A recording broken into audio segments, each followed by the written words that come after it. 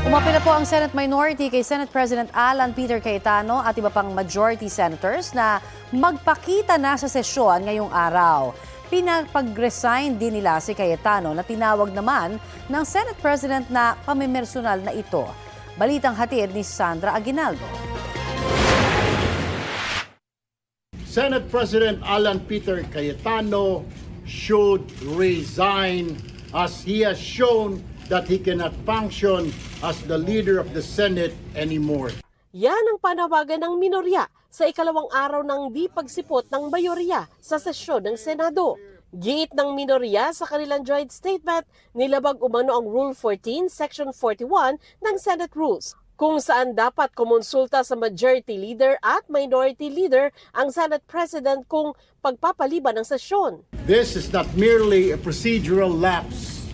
It is a direct violation of the rules of the Senate and a serious disrespect for the institution and the Filipino people. Alas 3 ng hapon dapat ang simula ng sesyon pero walang nagpakitang majority senator sa plenaryo. Bandang 3:19 p.m., nag-Facebook Live si Senate President Alan Peter Cayetano. May hamon sa minorya. Kung may sapat na numero na raw sila na 13 senador, bababa na siya bilang Senate President. Sabi ko naman sa inyo, no? Pumili tayo ng 13, I'm ready to go anytime, any day. Basta't may 13 na. Show me 13, wala nang problema. Ipinaliwanag din ni Cayetano kung bakit wala ang 11 majority senators sa sesyon. Aniya, paraan ito para hindi maapektuhan ang trabaho ng mga komite ng Senado, partikular ang Blue Ribbon Committee na nakatakdang magsagawa ng pagdinig sa flood control scandal sa Huwebes. Ginamit nila yung parliamentary tool na walk out para po hindi matuloy ang pag-change ng rules. So ngayon po ang majority, ginagamit din po ang rules sa tama, morally, legally, to ensure na hindi agawin ang mga committees para po matuloy ang hearing ng Blue Ribbon sa Thursday. Sa kanilang press conference, itinanggi ng minorya na hinaadlangan nila ang pagdinig ng Blue Ribbon. Abuse po yan ng sinasabi niyang parliamentary rules ng Senado. Hindi po namin hinahadlangan magpatuloy ang anumang pagdinig ng komite basta nasa tamang paraan. Muli ring iginiit ng minorya ang anilay mga panukalang hindi makausad dahil walang sesyon, gaya ng anti-hospital detention bill. Sa lahat ng nasa ospital na yon na mga mahihirap natin mamamayan na hino-hostage ng ospital dahil di makabayad, kasalanan ni Alan Cayetano yan dahil ipapasa na sana namin ang batas na yan. Umapila ang minority senators sa mga kasamahan nila sa mayorya na magpakita na sila sa sesyon. Ako naniniwala, hindi naman lahat sa majority ay mga loko-loko. No? Meron pa rin sa kanilang mababait. So I appeal to those members of the majority na meron pang katinuan sa pag-iisip, pumasok naman kayo. Every day, ang Senate gumagastos ng 25 million sa kuryente, sa utilities, sa sweldo, pero walang session nangyari. Walang batas na na-approve. Ayon sa minorya, hindi Senate President lang ang pwedeng magbukas ng sesyon. We appeal to the rest of the members of the majority bloc. Huwag na si Senate President kasi we appeal to their sense of duty, of their responsibility. Kasi mukhang untenable na si SP kasi siya yung nagsasabi sa mga kasama namin na huwag mag-attend ng session. Under the rules, pag wala yung SP, pwede mag-preside ang pro temp. Pag wala yung SP and pro temp, pwede mag-preside ang majority leader. Pag wala yung tatlo, pwede mag-preside any of the two deputy majority leaders. Pag-aaralan ng minorya ang pagpapanagot sa majority senators para sa hindi pagdalo ng sesyon. The Constitution says that we should meet at 3 p.m.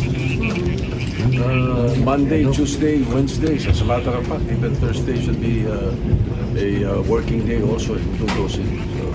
We'll cross the bridge when we get there. We'll see. Pinahamon ko si Alan Peter Cayetano, kung matapang ka, pumunta ka dito, otherwise duwag ka. Sana, pag Senate President ka, ikaw maging ehemplo ng iyong mga miyembro ng buong Senado. Unifier. Kaso siya masamang ehemplo, bad influence, bad example, bad apple. Pasado alas 5 ng hapon, nag-Facebook Live si Cayetano. Sinagot niya ang sinabi ni Senador Raffy Tulfo. So, yung hamon mo, magpakita ako kung hindi tiduwa. Para po rin sinabi ang bawat senator. Ikaw, maging independent ka o hindi, duwag ka. May paliwanag din si Cayetano tungkol sa pagpapatay umano ng aircon nung nasa floor ang minority senators. Yung pong centralized aircon, yung master switch or yung sa kuryente, nasa GSI gas yun at may nag-trip ng wire. Kaya around 6 o'clock, nagkaroon talaga ng problema sa aircon. So, hindi po namin gagawin sa inyo. Ukol sa anti-hospital detention bill, nag-walkout daw ang minorya kung kailan pwede nang talakayin ng bill. So, kanina naman ang nag-walk out nung last Tuesday. Willing na nung kami na i-take up yan. Lahat is sa side namin, we're ready. So, wag yung i-whiskey bintang one-sided. Dagdag ni Cayetano, pinepersonal umano siya. I've always treated you well, whether I'm close to you or not, whether you're in the minority, majority, and I will continue to treat all of you well. But kayo ang namimersonal. So let me ask the 11 majority who's asking me to resign up. Kahit na isa chorus, binigyan mo ba ako ng chance? Inimbitahan din ni Cayetano ang mga taga-minorya na makipagpulong sa kanila kaugnay sa mga agam-agam sa pagdinig ng Blue Ribbon sa Huwebes. Sinabi ni Senador Erwin Tulfo, bukas sila na magpunta sa hearing sa Huwebes. Pero pag-usapan natin sino-sino magkukumpos yan. Okay, dapat balance. Merong mga member ng minority, huwag yung puro majority. Inilantad din ni Tulfo ang 4 na kasamahan nila sa minorya na sinuyo umano para tumalon sa mayorya. Yes, kinakausap namin. Sumanib na kayo dito sa amin. Ganon din naman po sila, Miss Vicky. May kinakausap silang 4 sa amin na sumanib sa kanila. Sino po yung 4 na kinakausap mula po sa inyo? Sa minority po, ito po, sa minority po, kinakausap po nila, gusto po nila na lumipat po si Senator Lapid, si Senator JV, kami pong magkapatid na Tulfo Brothers na sumama po sa majority. Inoferan din po kami ng komite. Lumipat po kaming 4 para ika nga, ilan sila dati? 13 para maging 17 po sila plus 4. Hindi naman po kami pumayag. At kaugnay naman sa mga taga-mayorya na sinusuyo para lumipat sa minorya. Mga senior members po namin ng mga may kausap po doon, mga kaibigan naman po nila, nakasama. Tama po yun, si Senator Jinggoy na pare baka gusto mo lumipat na dito sa amin. Yung pong isa sa alam ko na kinakausap, si Senadora Lore, kinakausap din. Dahil magkakaibigan naman po yan, magkakasama sila 17th, 18th, 19th Congress. So magbabarkada na po yan, nagkaiba lang po ng bakod. Sandra Aguinaldo nagbabalita para sa GMA News. Itinanggi ni Senador Kiko Pangilinan na namemersonal ang minority senators kasunod ng panawagang mag-resign si Senate President Alan Peter Cayetano. He has only himself to blame. Okay. If you ask me, it was his actions, not ours, that led to this continuing disgraceful. Talagang nakakahiya ang Senado. Sabi ni Pangilinan sa panayam sa kanya ng unang balita sa unang hirit, paanong bibigyan ng pagkakataon si Cayetano bilang Senate President kung sa umpisa pa lang anya ay binabaluktot na nila ang Senate rules. Inihalimbawa niya rito ang nangyari noong May 26 kung kailan nagkainitan ng mga senador kaugnay sa usapin ng pag-amyenda sa Senate rules para payagan ng mga senador na dumalo via video conferencing. Nag-walkout noon ang minorya.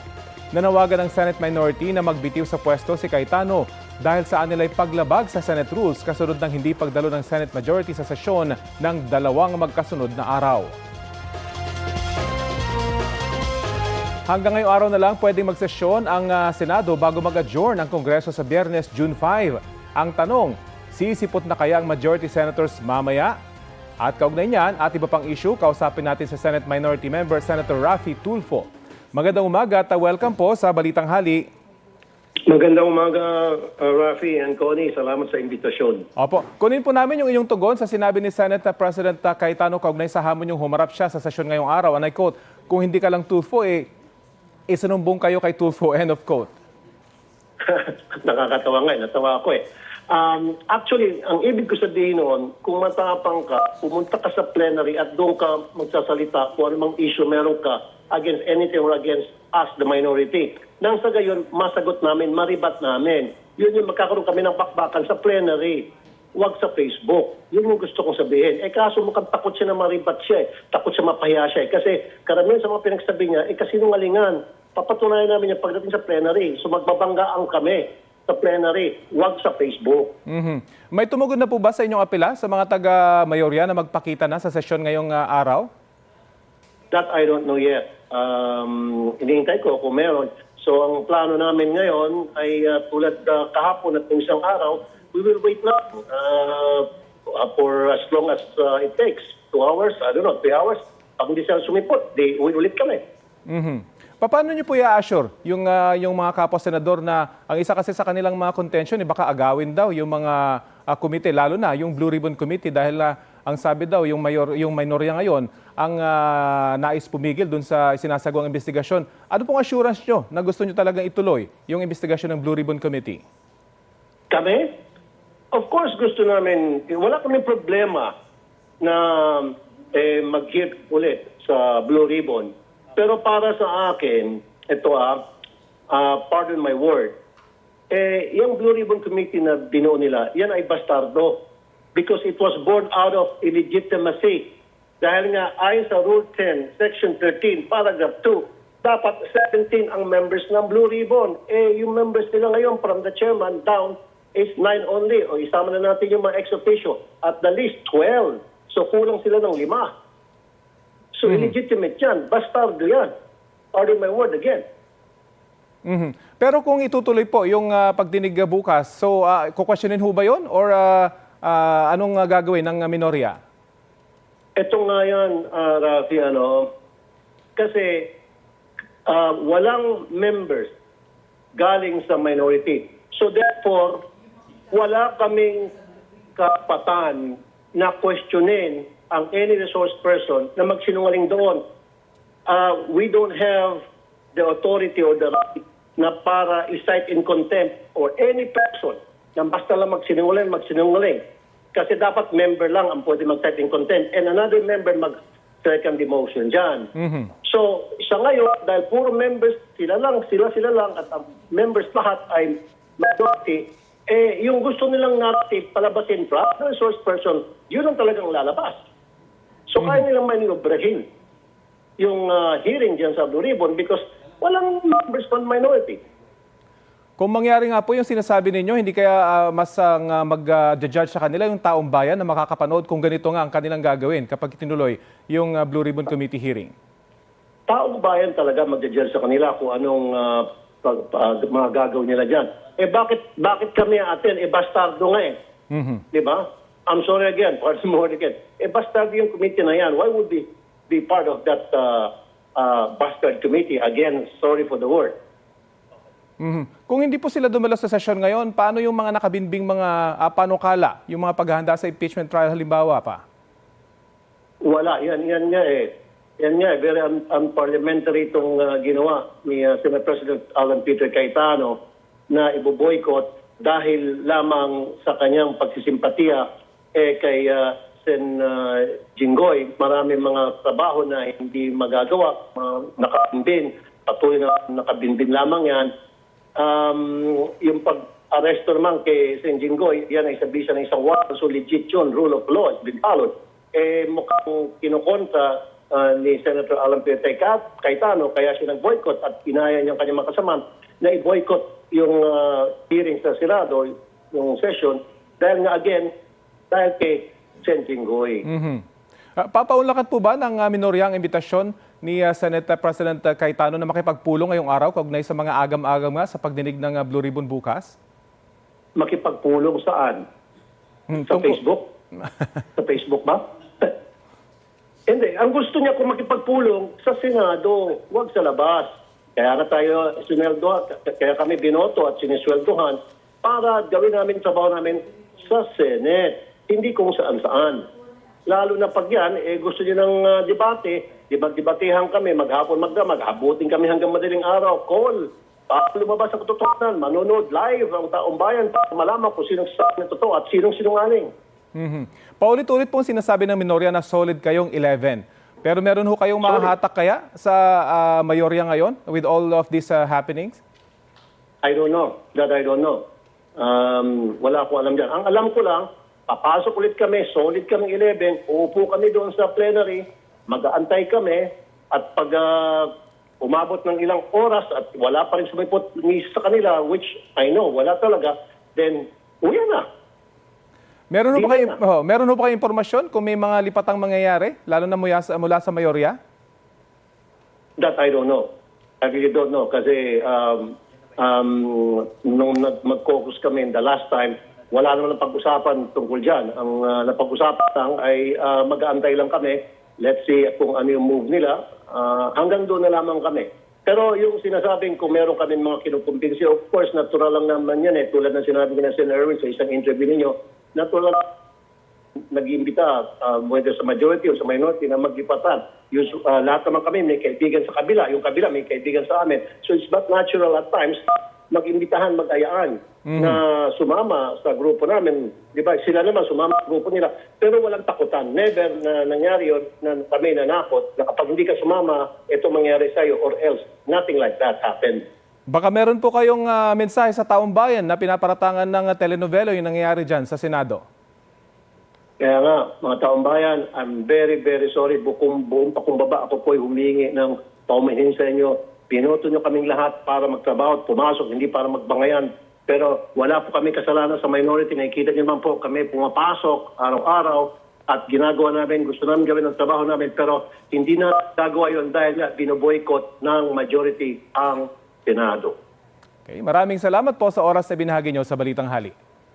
Salamat po at magandang umaga po. Yan po si Senate Minority Member Senator Raffy Tulfo. Susubukan po namin kunan ng reaksyon sa Senate President Alan Peter Cayetano kaugnay sa mga pahayag ni Senador Raffy Tulfo. Sinisikap po din po naming makapanayam ang mga membro ng Senate Majority para makuha rin ang kanilang panig sa mga kasalukuyang issue sa Senado, pero wala pong sumasagot sa aming mga tawag at text. Samantala, nakataas ngayon ang yellow rainfall warning sa ilang bahagi ng Central Luzon. Ibig pong sabihin niyan, asahan ang malalakas na ulan sa loob ng 3 oras ayon sa Pag-asa. Posible ang pagbaha sa mabababang lugar. Apektado po ng yellow rainfall warning ang Bataan at ilang panig ng Zambales. Tatagal ang nasabing babala hanggang alas 2 mamayang hapon.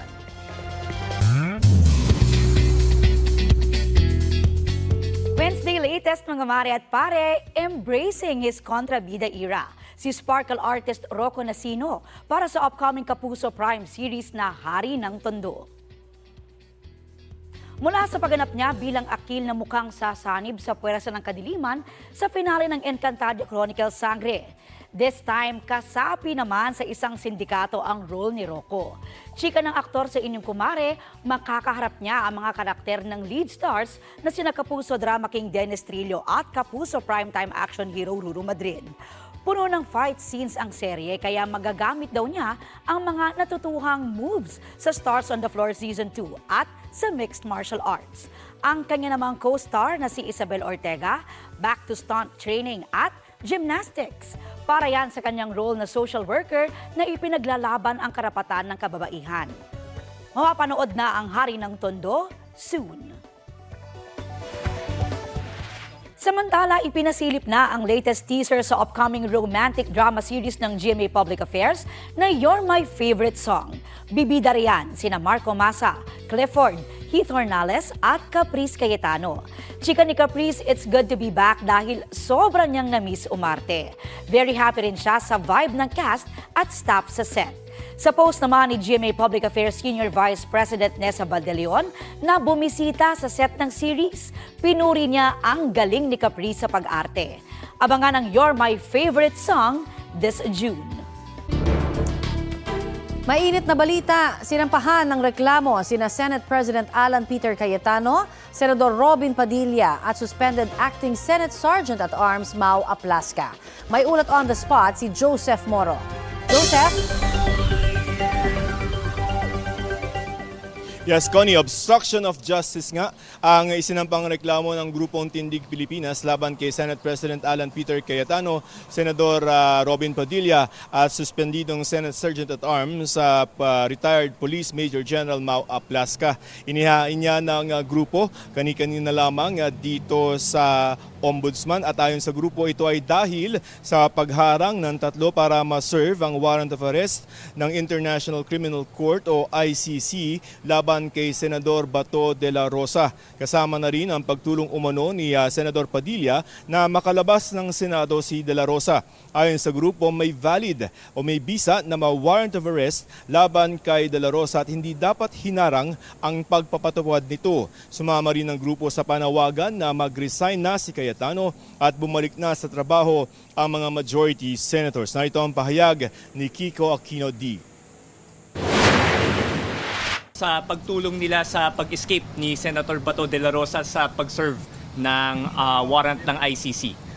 Naniniwala po kami na lahat po ng nagawa nila, yung mula sa pag-place under protective custody kay Senator Bato hanggang sa mga sa naging karahasan na naganap sa Senado. Maraming boses mula sa taong bayan, mula sa civil society na nababahala, nalulungkot, nalilito, nagagalit dahil sa nagiging kalagayan ng ating Senado ngayon na talagang I think we've never before seen yung isang Senado na talagang ganitong kagulo, ka-unpredictable, at saka talagang nawawala yung kumpiyansa ng taong bayan. Connie, magbibigay rin daw ang Grupong Tindig ng Pilipinas ng kopya ng kanilang complaint sa International Criminal Court at samantala patuloy pa rin nating hinihinga ng pahayag itong Senador Cayetano, Padilla at si General Laplasca. Connie. Maraming salamat, Joseph Morong.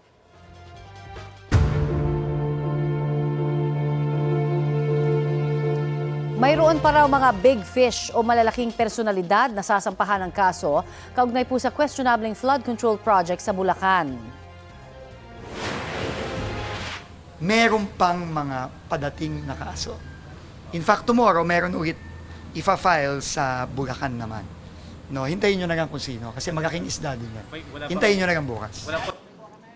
Sinabi yan ni DPWH Secretary Vince Dizon habang iniinspeksyon ang Matalahib Creek Pumping Station sa Quezon City kanina pong umaga. Ayon kay Dizon, Office of the Ombudsman ang magsasampa ng mga kaso sa Malolos Regional Trial Court bukas. Hindi sinabi ni Dizon kung sino-sino ang malalaking personalidad na tinutukoy niya at kung anong mga kaso ang isasampa laban sa kanila.